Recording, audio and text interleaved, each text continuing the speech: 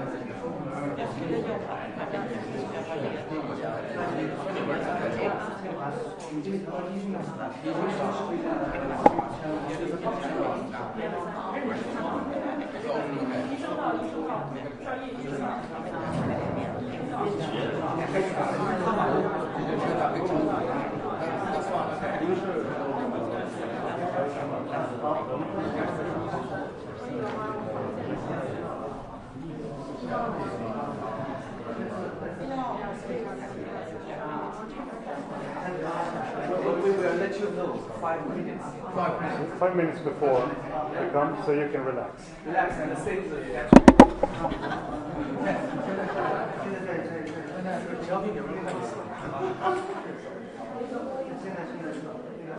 我现在说话啊 ，OK。1 2 3 1 2 3 1 2 3可以吗？1 2 3可以。1 2 3可以吗？可以。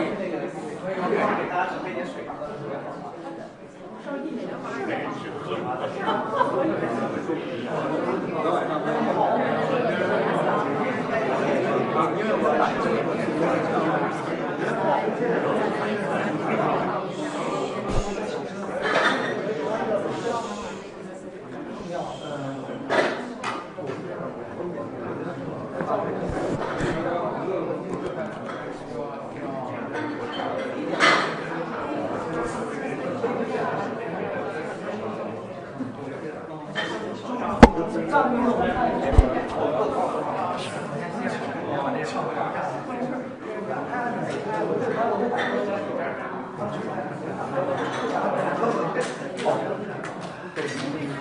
我试一下这个高度啊，这个黄的，还能听到吗？这个高度怎么样？看一下。这个也影响镜头啊。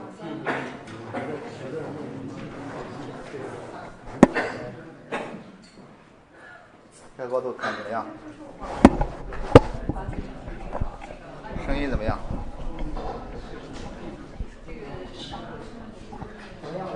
看看那个，感觉一下。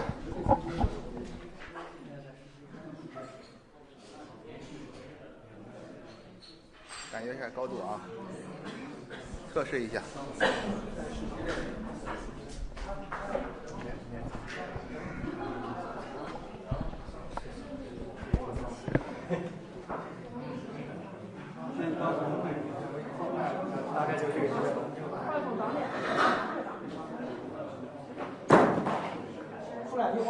哎，你好，你好，你好，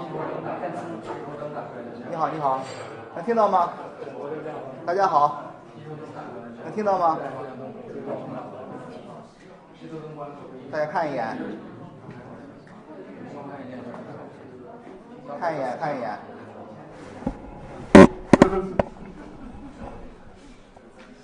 看一下，你好，你好，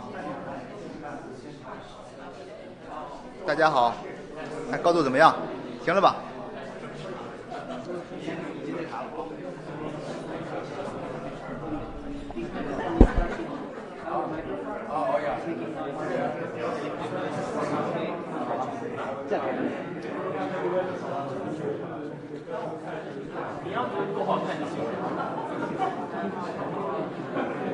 你好，你好。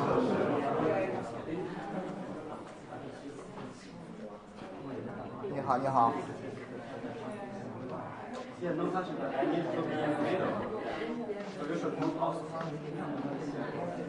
你好，你好，你好。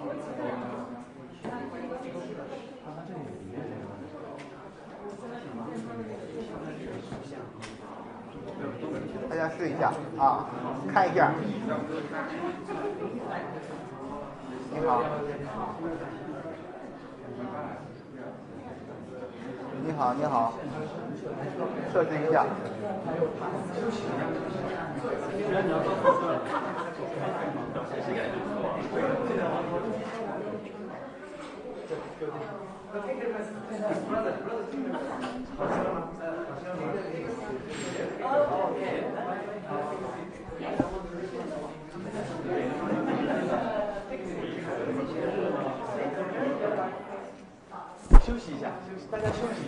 下，休息一下。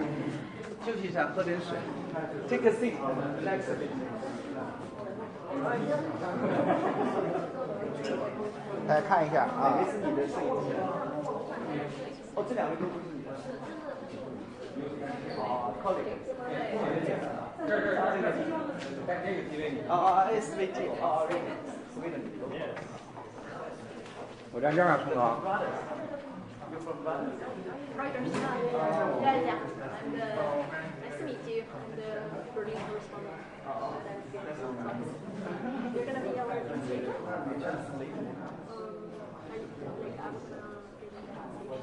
Yes, you will have an interpreter here.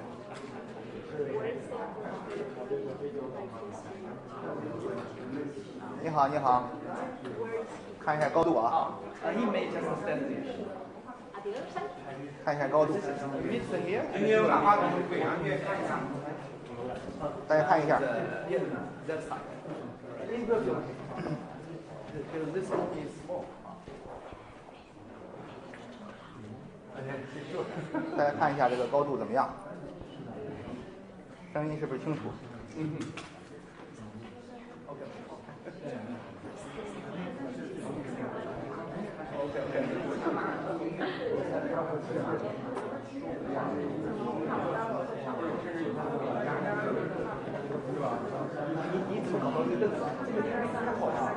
大家看一下啊。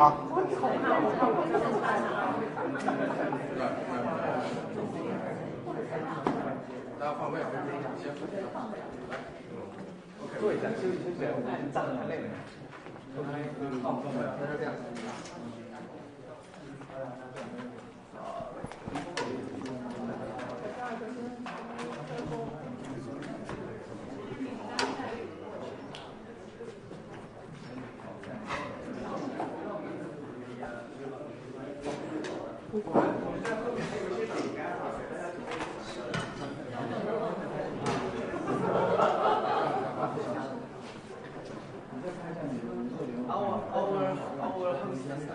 你好，你好。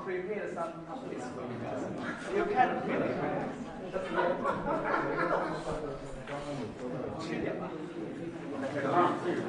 您不用吃了，休息一会儿吧。可以吧？啊，可以吧？休息一下。Try some cooking.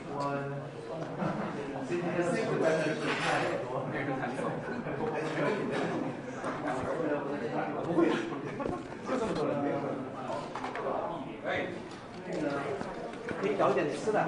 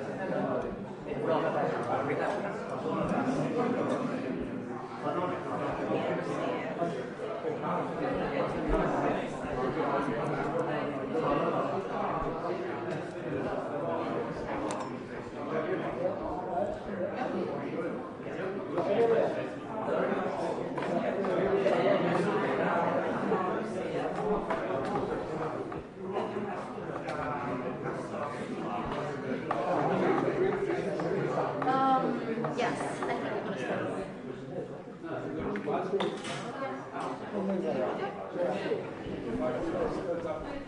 Yeah.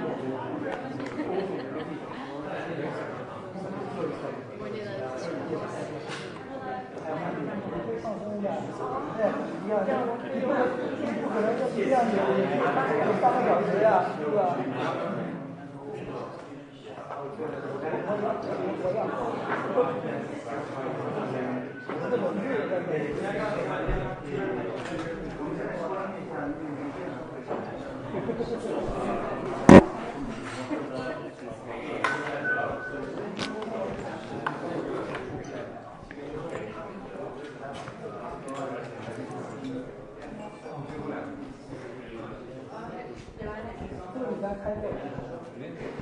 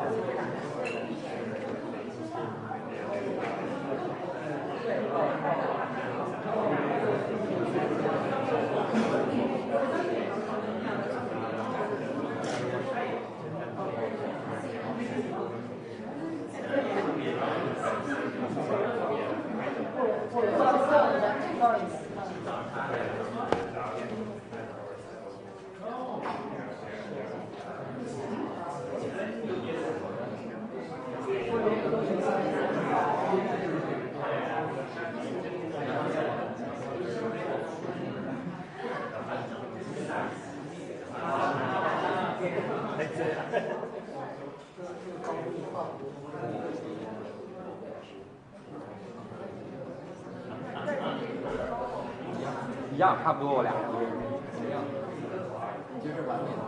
行了，可以了。眼镜摘了。对对对。要不反光。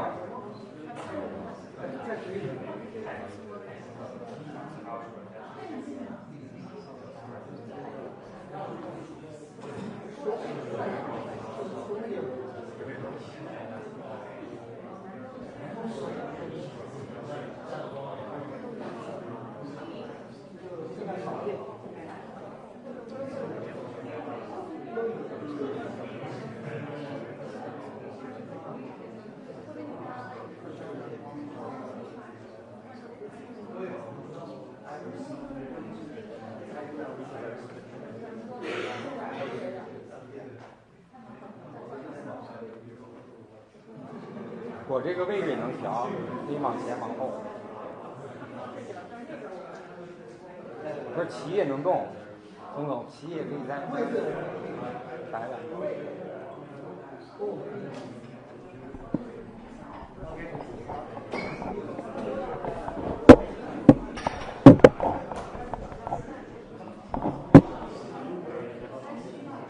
OK， 我撤了啊。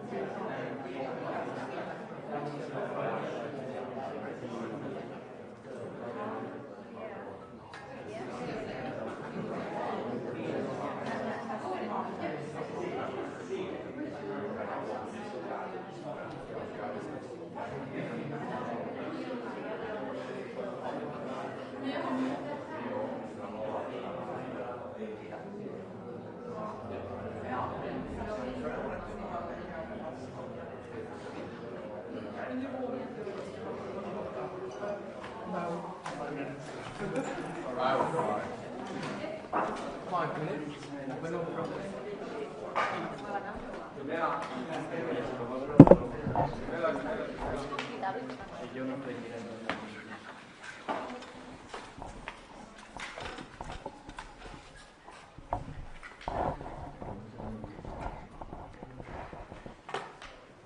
Please turn your cell phones to no audio.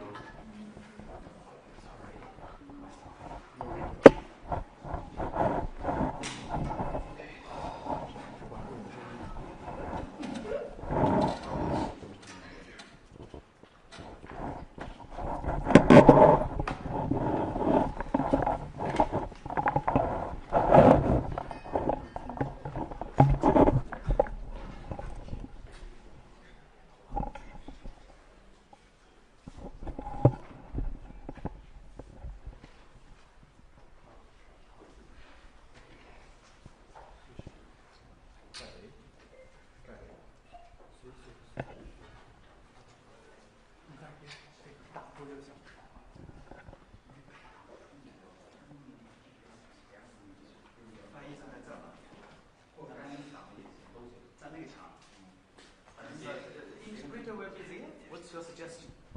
That corner, huh? 对，就是别让他跟他在一个镜头。那不会。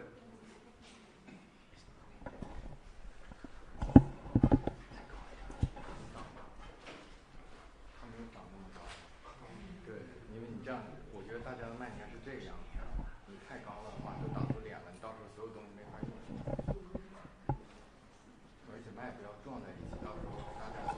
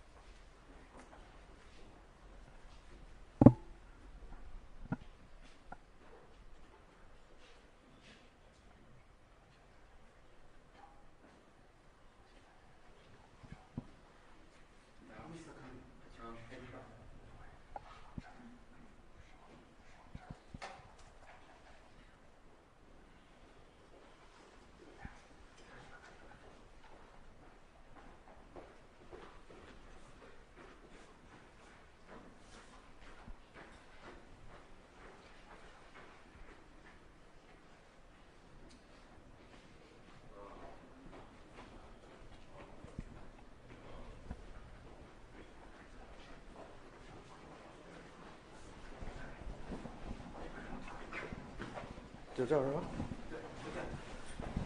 媒体朋友们，大家下午好，应该说已经快傍晚了。大家在这儿持续关注中美经贸磋商，花了很长时间，大家辛苦了。那么今天呢，我想首先还要继续感谢这个东道主瑞典为热情接待中方经贸代表团，并且为中美在斯德哥尔摩的磋商提供的便利给予的支持，对此表示感谢。那么在过去的Friends from the press, first of all, thank you very much for staying up pretty late into the afternoon. It's been a pretty long day or 2 days for you, and I thank you for your attention to China-US trade and economic consultation.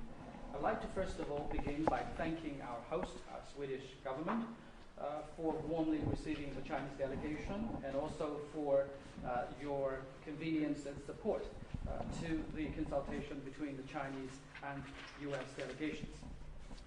在过去的1天半时间里面，中美双方经贸团队根据两国元首6月5号通话共识，继续发挥中美经贸磋商机制的作用，就彼此关注的重大议题进行了深入、坦诚、建设性的交流。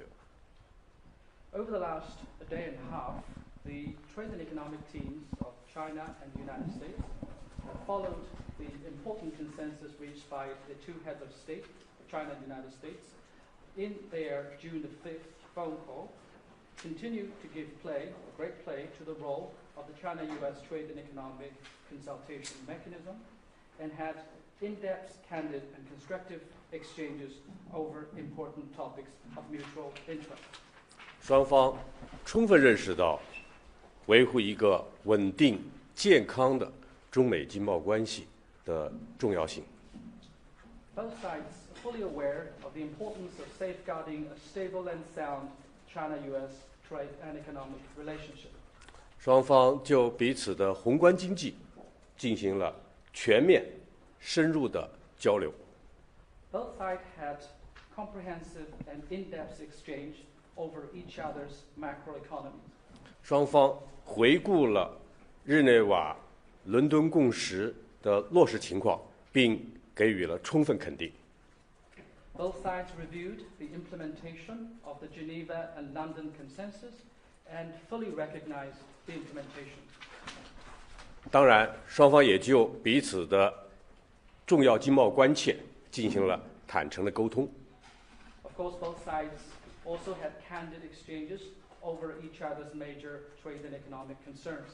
根据中美双方的共识，双方将继续推动美方已暂停的对等关税24%部分，以及中方反制措施，继续如期展期。According to the consensus between China and the U.S., the two sides will continue to push for the continued extension of the pause on the 24% part of the reciprocal tariffs of the U.S. side, as well as the countermeasures on the Chinese side. 中美双方经贸团队将继续保持密切沟通，就经贸议题及时交流。The two economic and trade teams will continue to maintain close communication and have timely exchanges on trade and economic topics. 继续推动双边经贸关系稳定、健康发展。We'll continue to push for the stable and sound development of our bilateral trade and economic relationship. 谢谢大家。 Thank you all.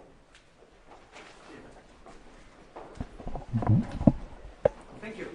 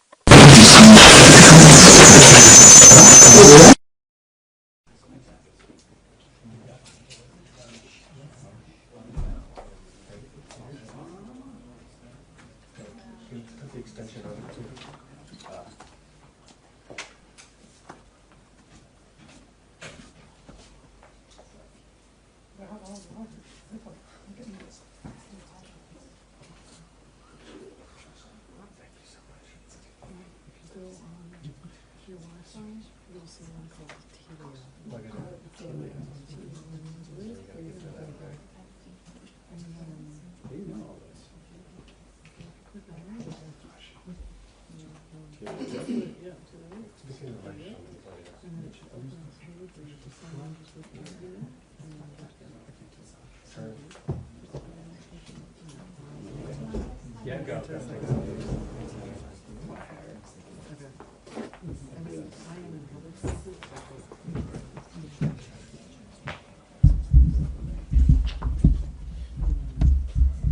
much better. Thank you. Okay. Thank you. Is that all right? Yeah, let's lower it down. Yeah,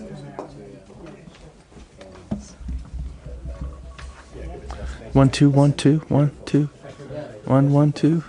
Focus. 1, 2, 3, 4. Oh, do I have to hit the button? No, it's good. You're all good? You all right? Check. Yeah, yeah. 1, 2, 3, 4, 5, 6, 7, 8, 9, 10. 1, 2, 3, 4, 5, 6, 7, 8, 9, 10. Good.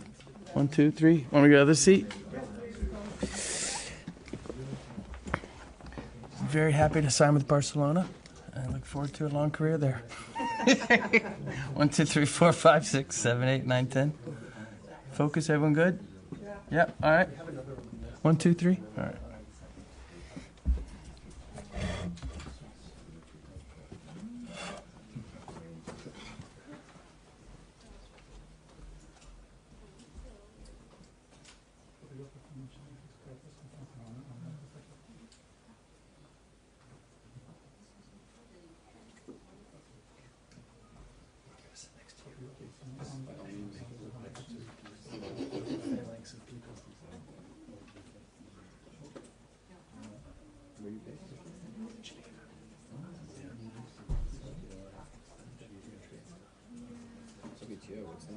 Yeah, no kidding.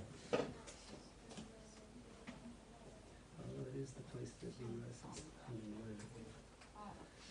named ambassadors for, which they haven't used any other institution, so at least they're taking some.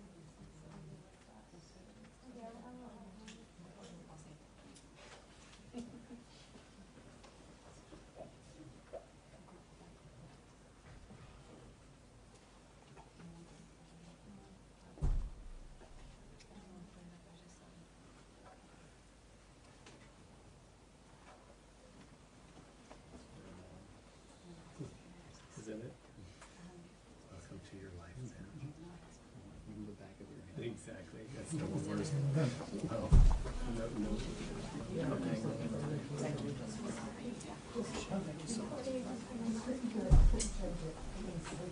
yes, what's the problem? We just want to. No, you cannot have that there. It's No, not. no, no, I see. I don't know. We have one. Just make it. It's not hers. What's the problem? I don't know. She has a Little hum. yeah. Yes.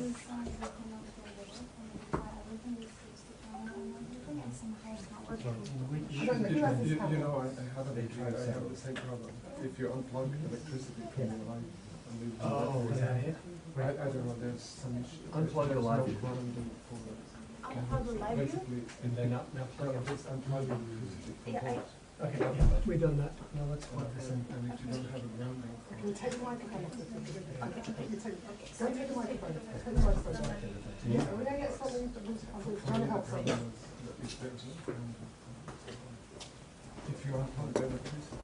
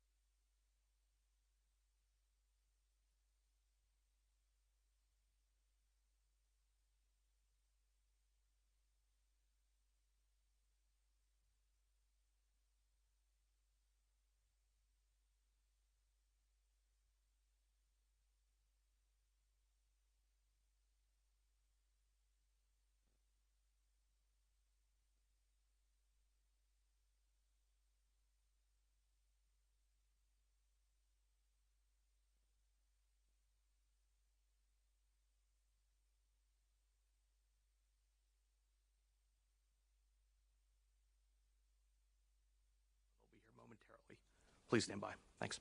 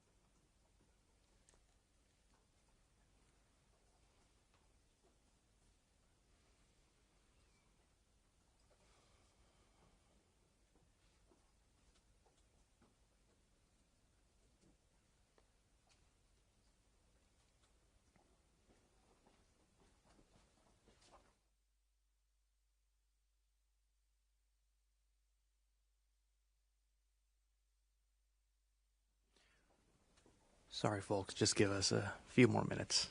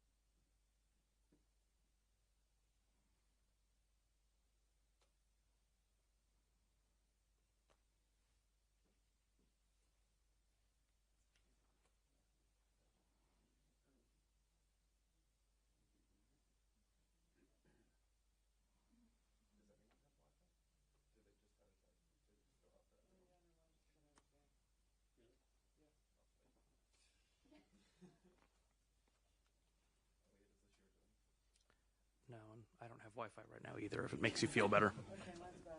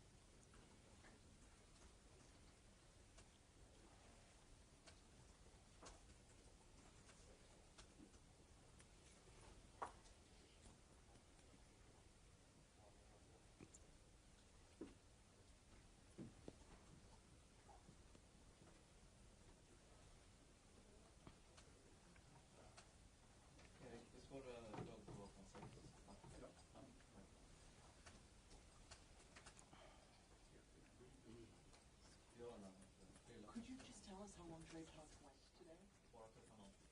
In terms of hours? Time? Let me look at what time I texted you guys that they started and what time I texted you that they ended. Let's see.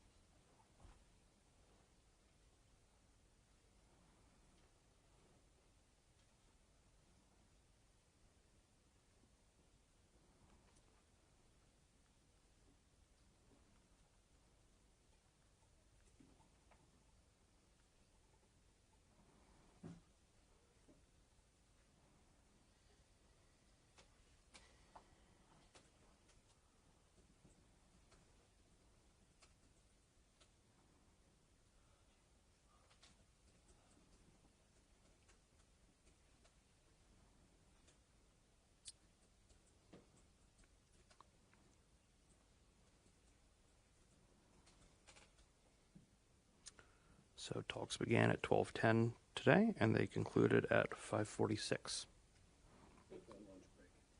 There was a lunch break. Can't hear you. Can you speak louder? Talks began today at 12:10 and concluded at 5:46 p.m. And I can confirm that yes, there was a lunch break. I think I had a salad. There might have been feta cheese in it. I hope that's fun color. There was no salmon. It was, I think I've mostly lived on coffee myself.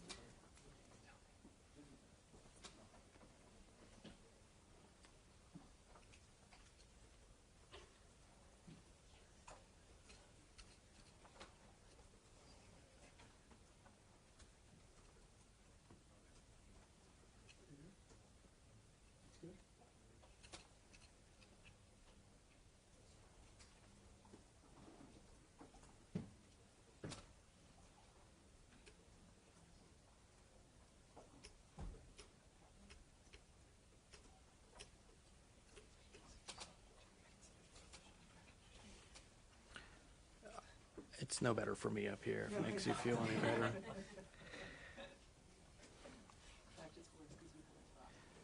I'm a little jealous of those of you without neckwear on right now, if I'm being totally honest.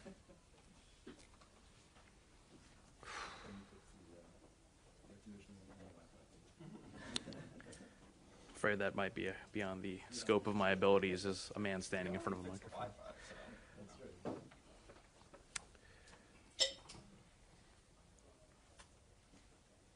Let's see if we can ask somebody.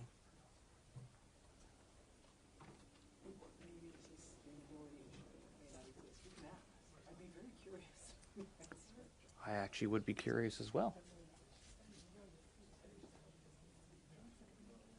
Perhaps I should ask.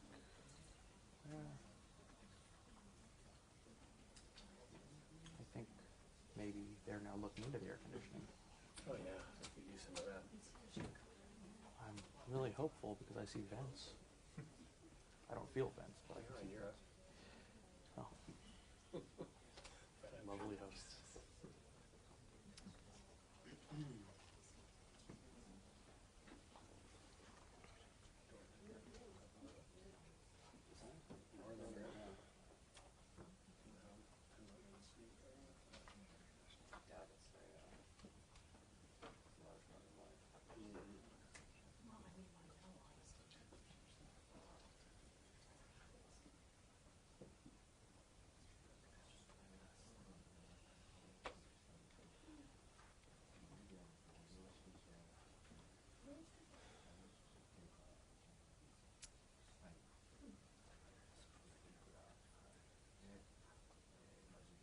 Let's go see if I can talk.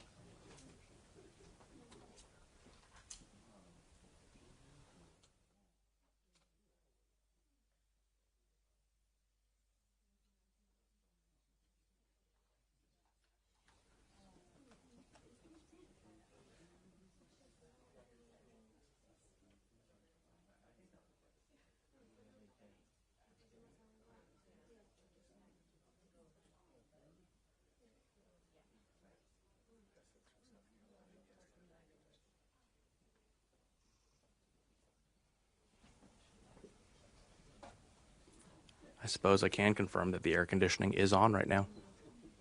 It is. I don't feel it either.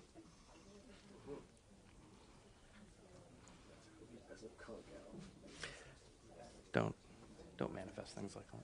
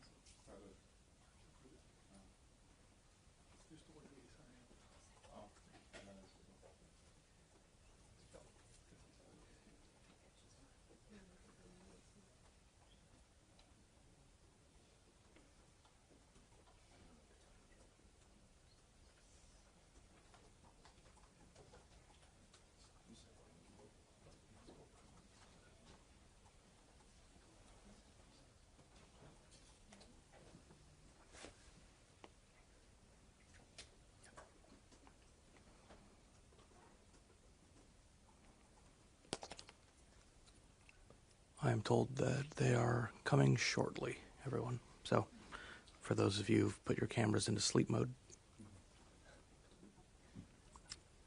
great, and here they come.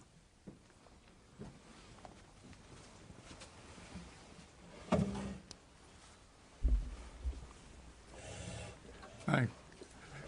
Good afternoon. I'll make a brief statement, then take some questions. We had a very fulsome 2 days with the Chinese delegation led by Vice Premier Lifeng. It was our third meeting. I'm happy to say that London built on Geneva, Stockholm built on London and Geneva. I think we had great momentum going into the meeting thanks to the president's trade deals. I think that the Chinese were surprised by the magnitude of the Japan deal, by the magnitude and the terms of the European deal. So I think that they're never compliant, but I believe that they were in more of a mood for a wide-ranging discussion. The discussion centered on the two economies. We had a very in-depth report on them on the Chinese economy. We gave a very detailed report on the U.S. economy. We talked about the trade deals that we were doing with other countries. We expressed our concern about Chinese overcapacity globally and what that might mean for this year, for the next few years. We expressed our concern for their purchases of sanctioned Iranian oil, of which they buy about 90%. We also expressed our regret that we believe that they had sold Russia about $15 billion of dual-use technologies. But the overall tone of the meetings was very constructive, and I will pass it over to Ambassador Greer. Thank you. We also reiterated the premise of the president's trade program and trade policy, which is to reduce U.S. deficits, increase manufacturing, and reshore our economy. We made sure that they understood that these are the goals of what the president's trying to do. And again, we expressed our satisfaction that many of our major trading partners have come along with this. President von der Leyen on Turnberry on Sunday, when I was there, she specifically mentioned that the U.S.-EU deal is about rebalancing and trying to rectify the giant EU surplus with us. And so we've been happy to be working so constructively with many of our partners. And we had that kind of a discussion with the Chinese as well. And of course, we were here in the first purpose to confirm the implementation of what was agreed in London in terms of accelerating the flow of rare earth magnets from China to U.S. companies. And then we were able to discuss further how to make sure that the entire U.S. supply chain, including those that go through third countries, could be accelerated. Thank you. Yeah, and I would say on a personal level, we've developed great respect. Ambassador Greer knows several of their team from the first administration. And again, I think it was the level of momentum and the entire reordering that President Trump has done of the global trading system. So now here you have the two largest economies in negotiation. And as I've said before, and we reiterated to them, we don't want to decouple. We just need to de-risk with certain strategic industries, whether it's the rare earths, semiconductors, medicines. And we talked about what we could do together to get into balance within the relationships. Ambassador Greer has made the fantastic point that for decades, the U.S. trading system sacrificed manufacturing to be able to sell, whether it was ag or natural resources. And now under President Trump, as you've seen with the Japan deal, with the Europe deal, we are able to do both. We are able to reshore manufacturing and also do substantial purchase agreements of U.S. ag and energy. Great. All right, let's turn to the room, please. Let's start up front. Good afternoon. James Associated Press. We had Li Changgang speaking to reporters shortly after the end of the talks today, and he mentioned an extension of the pause. Can you give us some details on that, how long that's going to go on for, and how will it work? And if I could just throw in another one, what do you say to lawmakers in the United States and others who are concerned that concessions on export control on items like chips for AI will jeopardize U.S. national security interests? Well, I'll take the national security question, and then Jameson could talk about the pause. Look, we are very diligent in terms of the national security. Things go through the interagency at the White House, whether it's Treasury, it's NSC, it's Commerce, it's DOD, so that there's nothing that's being exchanged for anything. I think you might be referring to the NVIDIA H20s, which are well down their technology chip stack. Great. And I would say, I should also say the only export controls we talked about today were Chinese export controls on rare earths. Just U.S. export controls were not something we discussed. With respect to a potential pause, we're going to head back to Washington, D.C., and we're going to talk to the president about whether that's something that he wants to do. It's certainly something that's been under discussion, and so we'll brief the president on the outcome of this, and we'll see if there are any. We have further technical discussions that are happening right now as we speak among the teams, and so the president can make a final call on whether that's something that he wants to do. Not on our side. Great. Next question, Jenny. One for each of you. Secretary Bessent, you just said again Secretary Bessent, you just said again that the biggest problem in the relationship is China's overcapacity and that you want them to move towards a new consumption-based economy. What's your specific plan for addressing those economic to unveil in the coming weeks on pharmaceuticals and semiconductors would theoretically hit China after as well as everyone else in the world? After your talks today, will those tariffs be imposed on the Chinese, or did you make any commitments to pause them or not target the Chinese specifically with those actions? And then what would you say is the biggest concessions that the Chinese have had to make in these talks so far? I'll just repeat that China is the most imbalanced economy in modern times. And I think we are they're 30% of global manufacturing. They have a 2% current account surplus of global GDP, which we've never seen before, or probably not since the 1870s with the British Empire. And that's not sustainable. So the tariff levels will have quite a bit to do with that. And I think the other thing that we're seeing is that President Trump was very early on talking about the China problem. The U.S. experienced the China shock when China came into the WTO in the early 2000s. But Europe, a lot of the European business model, it was quite a business model, was predicated on cheap Russian energy, a depressed exchange rate because of the Southern European countries dragging down the euro, and then selling goods into China.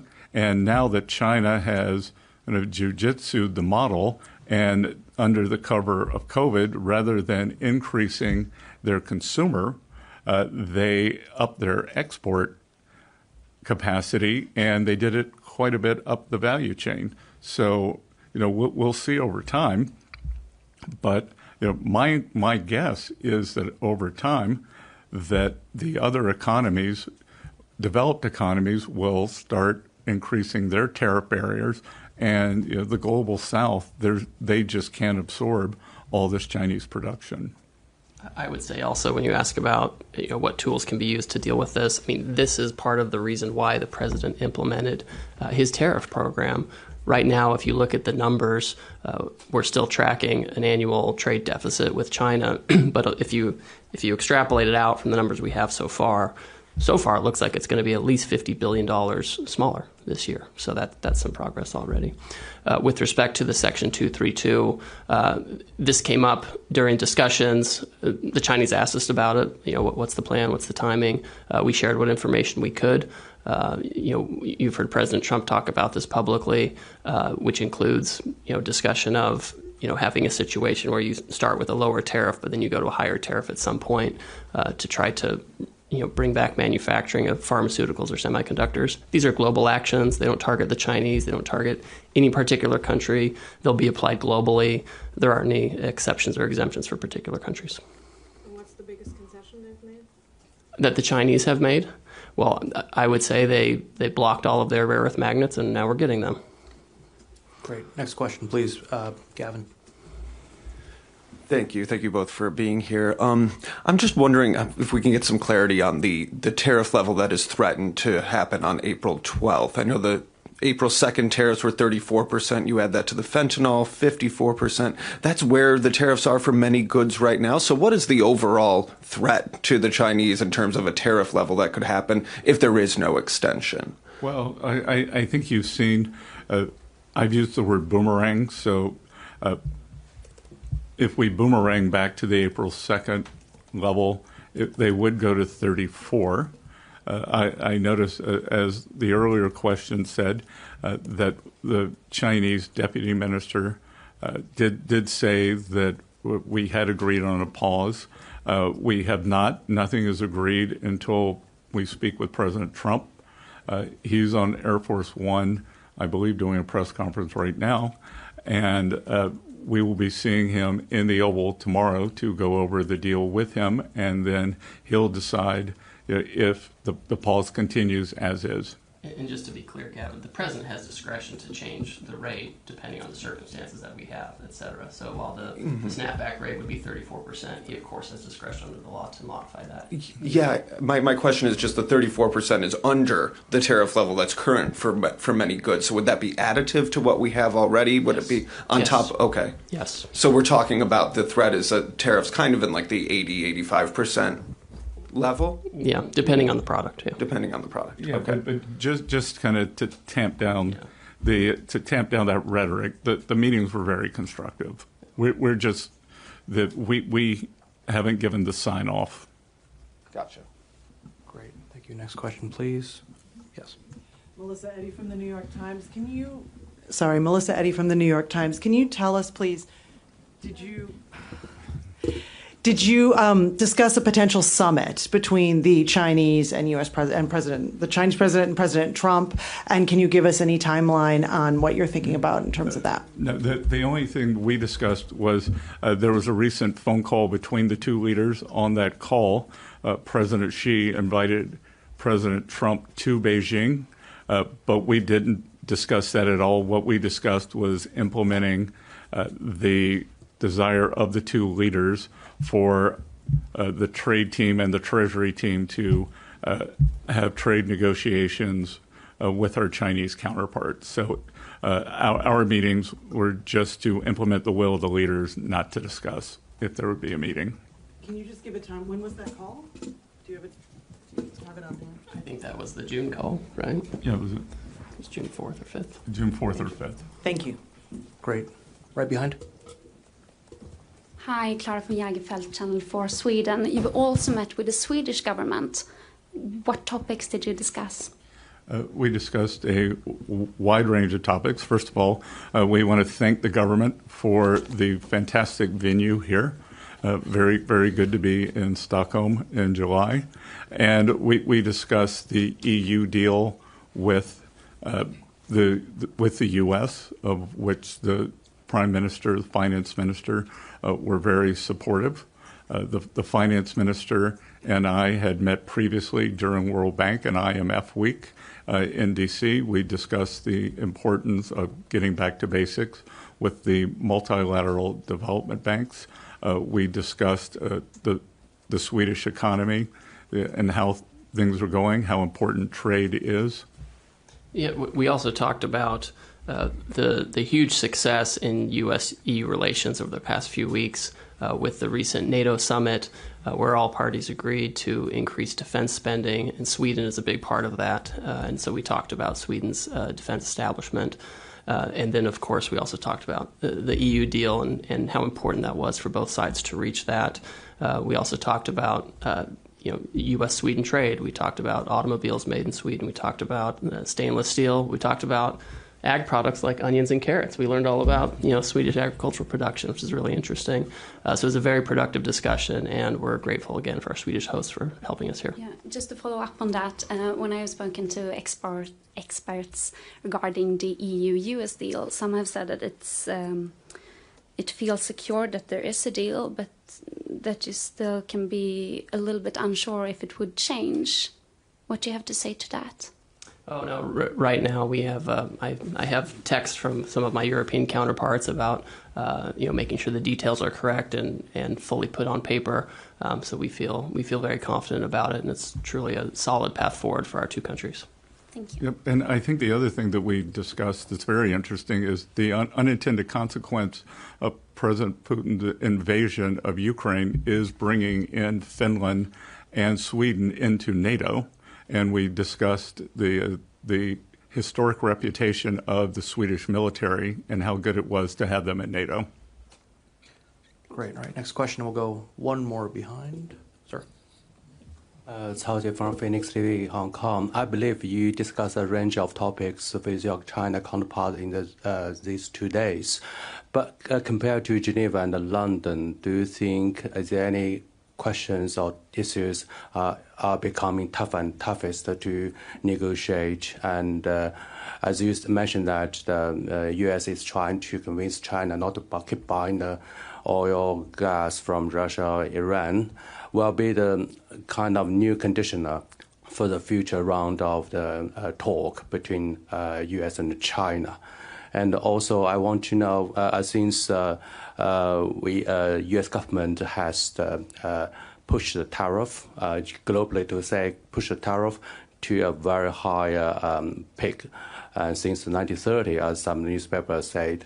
But so both of you, do you think it will be concerned by the U.S. people about the potential inflation pressure and also the local economy? Do you believe will it be more or less slow the economy for the U.S.? Well, there's a lot to unpack there. So I'll work backwards. I was a professor of economic history at Yale, and I can tell you it's my belief that as many people have a misunderstanding that the downturn in the 1930s was caused by an increase in tariffs.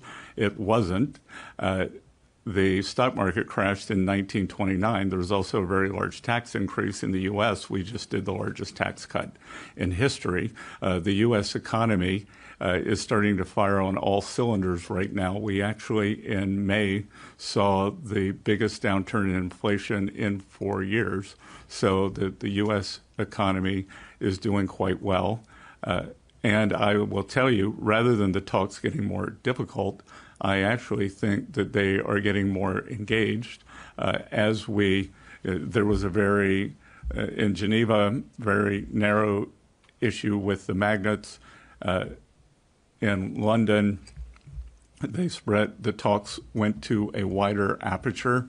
And here, we're able to discuss more and more things. This report that we gave each other on the economies, on the outlook. So I would say it's just the opposite. The purpose of meeting frequently is to have personal relationships, have understandings, and show respect and mutual cooperation. I think Jameson, Ambassador Greer, has been dealing with the Chinese much longer than I have. Yes, I have. No other comments, though. Okay, great. I'll take the next question. Let's come back up front. Dave Lauder, Reuters. Careful with the boom mic. Hi, thanks. Secretary, question about Russian oil. As you know, the president has threatened possible tariffs on countries that continue to buy Russian oil 100%. China is the largest purchaser of that commodity. what was your message to the Chinese about Russian oil? Did you tell them they're on notice, they need to start to pull back? Well, we described it's not just the president, what is making its way through the U.S. Senate. And hard to imagine anything could get 80 or 90 bipartisan votes in the U.S. Senate, is a bill that will give the president discretion to apply secondary tariffs on sanctioned Russian oil from, I believe it's from 0 to 500%. I believe he's used 100%. And we've heard from several of our European counterparts, NATO allies, even Canada, well, Canada is in NATO, that they will be following on that. So we would expect most of the Western alliance that has been supporting Ukraine to follow on that. So I think anyone who buys sanctioned Russian oil should be ready for this. What was their response to that warning? The Chinese take their sovereignty very seriously. We don't want to impede on their sovereignty, so they'd like to pay 100% tariff. But Great. We have time for just about one or two more. Ma'am. Hi, my name is Clara Matsdotter. I'm from Affärsvärlden. I'm just wondering, you've been described as a global macro veteran and you run a hedge fund. In this moment, where would you put your money if you were still running one? United States of America. Only? Sorry? Okay. Could you just give us some insight on your current macro view outside of the U.S. as well? Well, we're seeing the euro's appreciated quite a bit this year, and the currency theory would tell you that when you get a fiscal impulse, you see that, and we've seen a big fiscal impulse coming from Europe, especially from Germany. So, and we're also going to see quite a bit more spending. With China, we are seeing that they are in disinflation. They have a real estate problem. They have a very large current account surplus. As I said, it's about 2% of global GDP. And the Chinese currency is a very difficult currency. It's probably in 3 different equilibria. You have the currency is cheap. You have 1.4 billion people who want to get their money out of China but aren't allowed to. And then you also have the threat of, will the Chinese give you your money back in 1, 2, 3, 4, 5 years if you put it in? And then, I think we are seeing the trade deals are having, contrary to the gloom, doom, and boom pessimism that we saw at the beginning of April, that the trade deals have had little effect on the economy, and that the U.S. economy is accelerating. And this year, the U.S. is going to take in probably a minimum of $300 billion of tariff income, which will bring, that's 1% in terms of the GDP. So I think we could substantially bring down our deficit to GDP. And also, finally, when you come back and speak to Donald Trump about this tariff pause, how prolonged will it be? I'm sorry. If it goes the way that China just told us right before you came here? I think typically we've talked about 90 days. 90 days more? Yes. Yes, okay, thank you. Great. Guys, that's about it. He's going to have to get to his next engagement. So thank you so much for coming, everyone. And if you have any additional questions, please direct them to U.S. Embassy Stockholm, where they can put you in touch with us at the Treasury or U.S. Trade Representative. Thanks a lot. Have a great day. Thank you, everybody. Thank you.